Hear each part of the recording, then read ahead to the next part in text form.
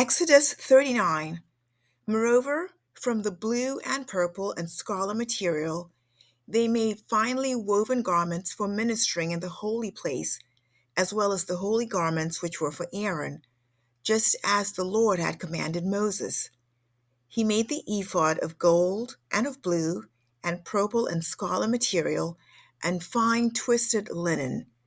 Then they hammered out gold sheets and cut them into threads to be woven in with the blue and the purple and the scarlet material and the fine linen, the work of a skillful workman. They made attaching shoulder pieces for the ephod. It was attached at its two upper ends. The skillfully woven band which was on it was like its workmanship, of the same material, of gold and of blue and purple and scarlet material, and fine twisted linen, just as the Lord had commanded Moses. They made the onyx stones, set in gold filigree settings. They were engraved like the engravings of a signet, according to the names of the sons of Israel. And he placed them on the shoulder pieces of the ephod, as memorial stones for the sons of Israel, just as the Lord had commanded Moses. He made the breastpiece, the work of a skillful workman, like the workmanship of the ephod, of gold and of blue and purple and scarlet material and fine twisted linen. It was square. They made the breastpiece folded double, a span long and a span wide when folded double. And they mounted 4 rows of stones in it. The first row was a row of ruby, topaz, and emerald. And the second row, a turquoise, a sapphire, and a diamond. And the third row, a jacinth, an agate, and an amethyst. And the fourth row, a beryl, an onyx, and a jasper. They were set in gold filigree settings when they were mounted. The stones were corresponding to the names of the sons of Israel. They were 12 corresponding to their names, engraved with the engravings of a signet, each with its name for the 12 tribes. They made on the breastpiece chains like cords, of twisted cordage work in pure gold. They made 2 gold filigree settings and 2 gold rings, and put the 2 rings on the 2 ends of the breastpiece. Then they put the 2 gold cords in the 2 rings at the ends of the breastpiece. Then they put the other 2 ends of the 2 cords on the 2 filigree settings and put them on the shoulder pieces of the ephod at the front of it.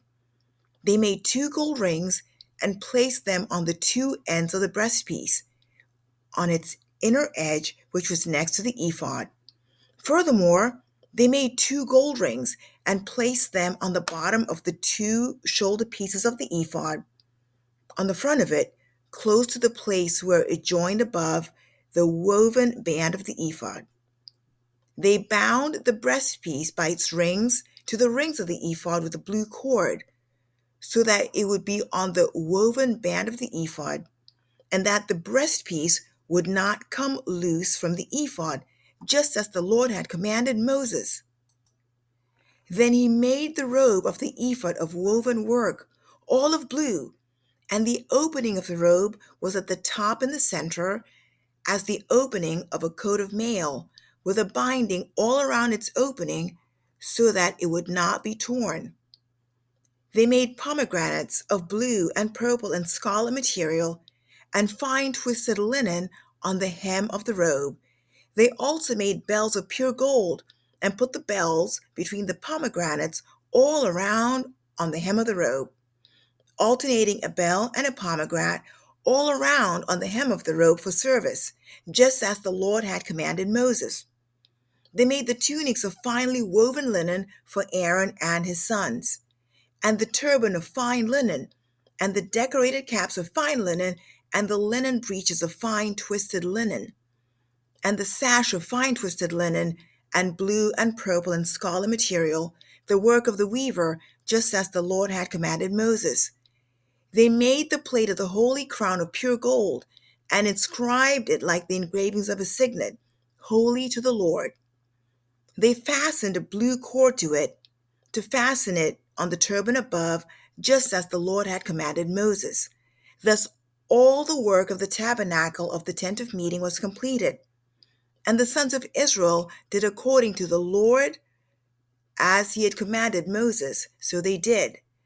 They brought the tabernacle to Moses, the tent and all its furnishings, its clasps, its boards, its bars, and its pillars and its sockets, and the covering of ram skins dyed red, and the covering of porpoise skins, and the screening veil, the ark of the testimony and its poles and the mercy seat, the table, all its utensils, and the bread of the presence, the pure gold lampstand with its arrangement of lamps and all its utensils, and the oil for the light, and the gold altar and the anointing oil, and the fragrant incense, and the veil for the doorway of the tent, the bronze altar and its bronze grating, its poles and all its utensils, the laver and its stand, the hangings for the court, its pillars and its sockets, and the screen for the gate of the court, its cords and its pegs, and all the equipment for the service of the tabernacle,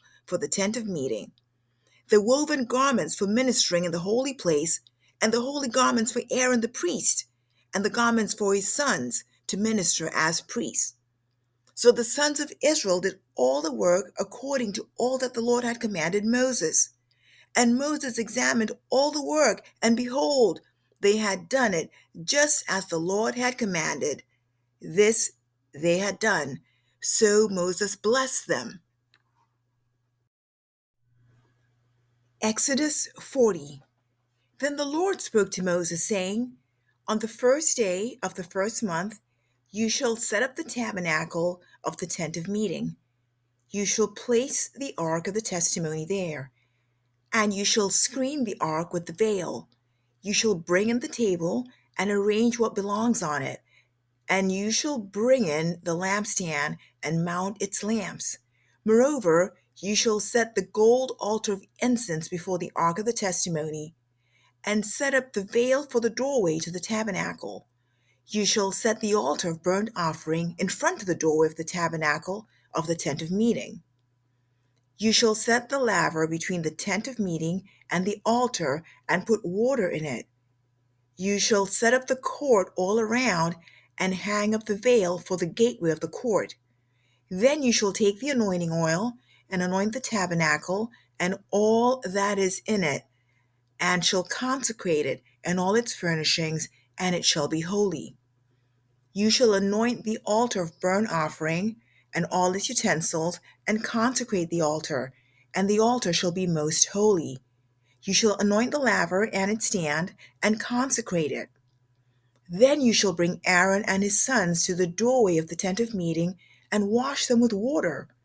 You shall put the holy garments on Aaron, and anoint him, and consecrate him, that he may minister as a priest to me. You shall bring his sons, and put tunics on them, and you shall anoint them even as you have anointed their father, that they may minister as priests to me. And their anointing will qualify them for a perpetual priesthood throughout their generations. Thus Moses did, according to all that the Lord had commanded him, so he did. Now in the first month of the second year, on the first day of the month, the tabernacle was erected. Moses erected the tabernacle and laid its sockets and set up its boards and inserted its bars and erected its pillars. He spread the tent over the tabernacle and put the covering of the tent on top of it, just as the Lord had commanded Moses. Then he took the testimony and put it into the ark, and attached the poles to the ark, and put the mercy seat on top of the ark. He brought the ark into the tabernacle and set up a veil for the screen, and screened off the ark of the testimony, just as the Lord had commanded Moses. Then he put the table in the tent of meeting on the north side of the tabernacle, outside the veil. He set the arrangement of bread in order on it before the Lord, just as the Lord had commanded Moses. Then he placed the lampstand in the tent of meeting, opposite the table, on the south side of the tabernacle. He lighted the lamps before the Lord, just as the Lord had commanded Moses. He placed the gold altar in the tent of meeting in front of the veil, and he burned fragrant incense on it, just as the Lord had commanded Moses. Then he set up the veil for the doorway of the tabernacle. He set the altar of burnt offering before the doorway of the tabernacle of the tent of meeting, and offered on it the burnt offering and the meal offering, just as the Lord had commanded Moses. He placed the laver between the tent of meeting and the altar, and put water in it for washing. From it Moses and Aaron and his sons washed their hands and feet. When they entered the tent of meeting, and when they approached the altar, they washed just as the Lord had commanded Moses. He erected the court all around the tabernacle and the altar, and hung up the veil for the gateway of the court. Thus Moses finished the work. Then the cloud covered the tent of meeting, and the glory of the Lord filled the tabernacle. Moses was not able to enter the tent of meeting because the cloud had settled on it, and the glory of the Lord filled the tabernacle. Throughout all their journeys, whenever the cloud was taken up from over the tabernacle, the sons of Israel would set out.